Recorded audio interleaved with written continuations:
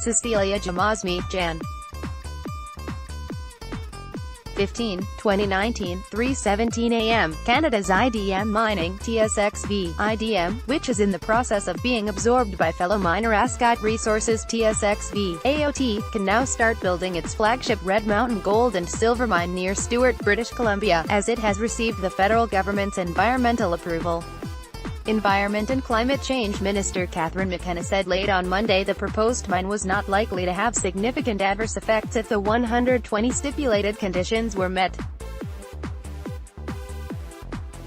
Those requisites include measures to protect fish and fish habitat, migration of birds, species at risk, human health, physical and cultural heritage, as well as the current use of lands and resources by traditional Indigenous peoples. Project will have to meet 120 conditions, including measures to protect fish, birds, species at risk, human health, as well as physical and cultural heritage, among others.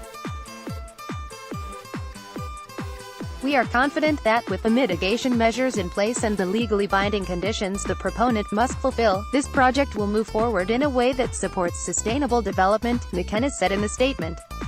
The Red Mountain project, one of the several currently being developed in BC's prolific Golden Triangle, had already gained provincial environmental approval.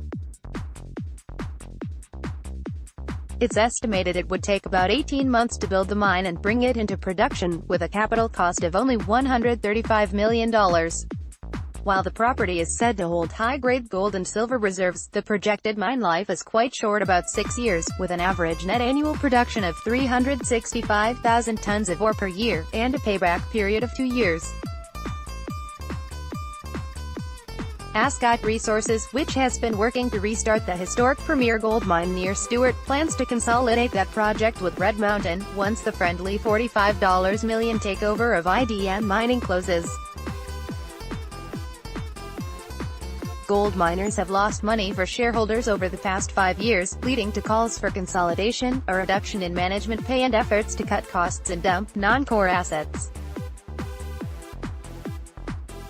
Barrick Gold's $6 billion takeover of Randgold Resources and Newmont Mining, whooping $10 billion acquisition of Goldcorp are considered to be just the beginning of a looming